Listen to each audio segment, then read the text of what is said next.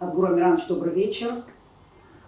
Но сегодня все мои вопросы и комментарии, безусловно, будут касаться ситуации, которая произошла в парламенте, да, в ночном парламенте, с этой ночной экстренной сессией. Значит, я хотела бы знать вообще, как вы к этому относитесь, да, и плюс вот такой небольшой момент.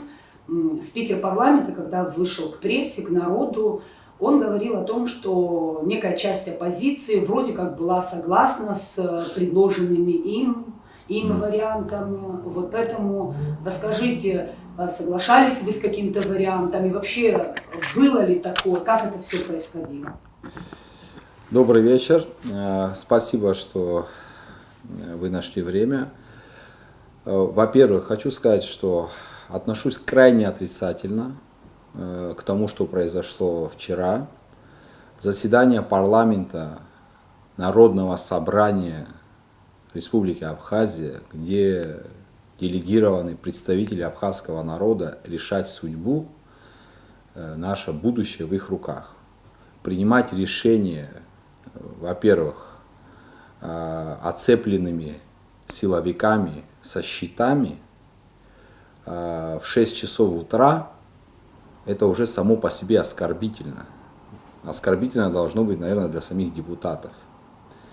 В 7 часов утра или в 6 часов утра можно и нужно собираться, если какая-то чрезвычайная ситуация в стране. Не дай бог, если что-то такое произойдет, там на время суток никто смотреть не должен. Тот вопрос, который рассматривался и был принят вчера, это вопрос был связан с госдачей Пицунда. Я вчера целый день до самого утра находился там на площади, общался с многими депутатами, с представителями власти, мы вели определенные переговоры.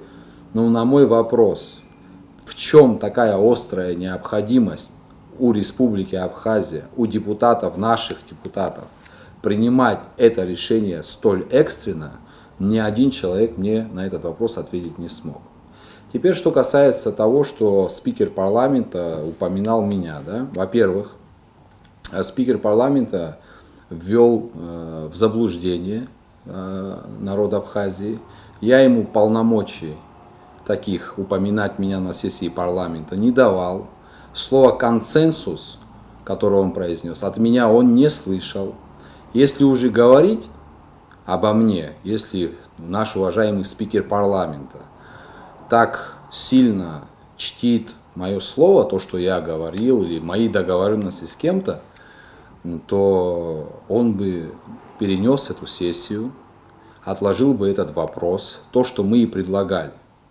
На самом деле мы очень много времени потратили на то, чтобы каким-то образом всем нам вместе попытаться исправить то, что натворил глава государства. Подписанное соглашение, оно крайне ущербно. И вот мы искали возможности с юристами администрации президента, там, министром юстиции и так далее. Мы искали юридическую форму, как это все можно минимизировать ущерб, скажем так. Там на 100% исключить уже не получалось. Некую форму мы, определенную модель начали искать. Какие-то акты, проекты появились. Но это то, что нужно было обсуждать.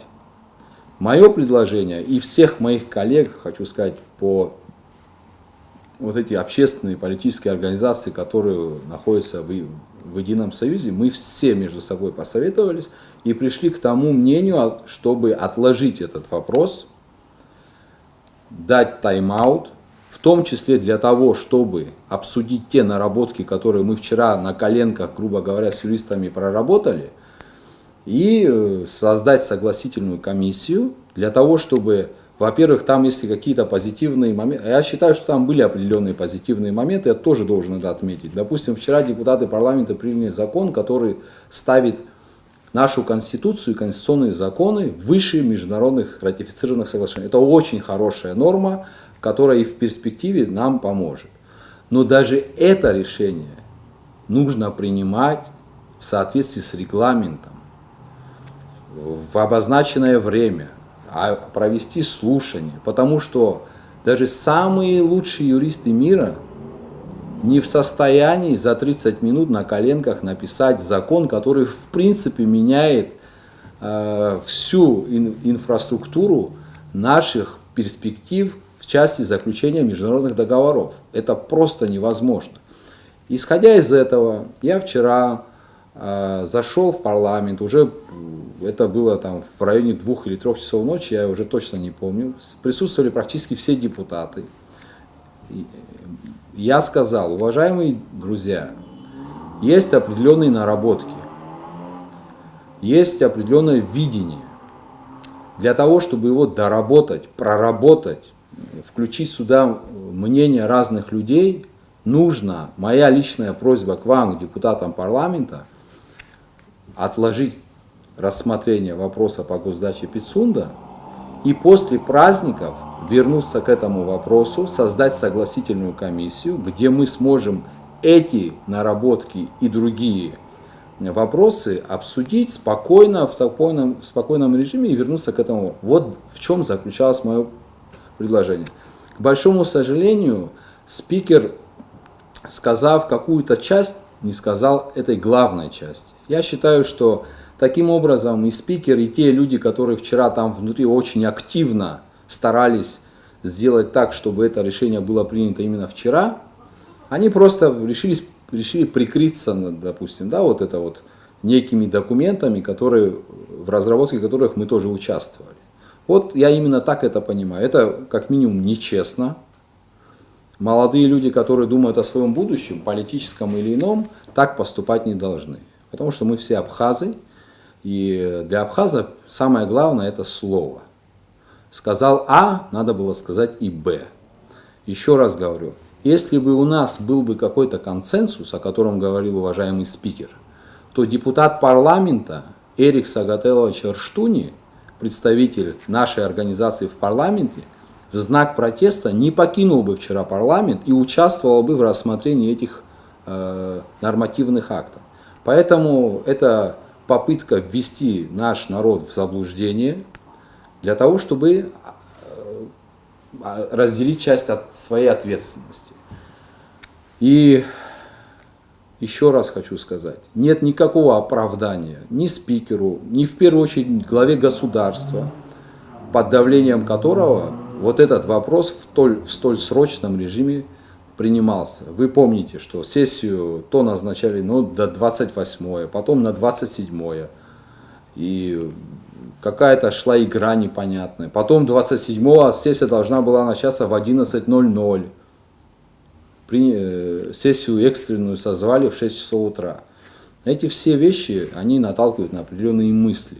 Конечно, хочется думать самое хорошее про наших коллег, но, к сожалению, определенные подозрения, какие-то мысли возникают. Да, там среди депутатов, которые голосовали за эти поправки в законы, я уверен, что есть люди, которые искренне считают, что это вот они таким образом защитили Абхазию, защитили как бы, да, вот какая-то часть депутатов искренне так думала. Но я вчера, общаясь с многими депутатами и представителями власти, увидел такое ярко выраженное намерение при любых обстоятельствах провести этот вопрос в крайне сжатый срок. Еще раз повторю, ни один человек мне не смог ответить, почему, в чем такая срочность. А это уже пускай народ делает выводы из того, что происходит. К большому сожалению, именно так. Вот вы как раз здесь упомянули новый конституционный закон, тот, который как бы ставит все международные соглашения ниже Конституции и законодательства Республики Абхазия. Его не было ранее, это вот, я так понимаю, тот самый закон, написанный на коленке, да, за полчаса.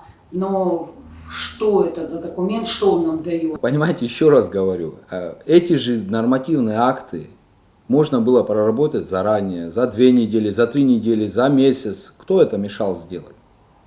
То есть пока люди туда не пришли, пока там какой-то не получился такой, знаете, такое напряжение, вот, работать над этим никто даже не собирался. На самом деле принятие этого закона это плюс, но вот тут возникает теперь коллизия. Вот я задаю вопрос юристам. в законе о международных договорах появилась такая норма, что ни один ратифицированный международный договор не может быть выше Конституции и конституционных законов. Правильно?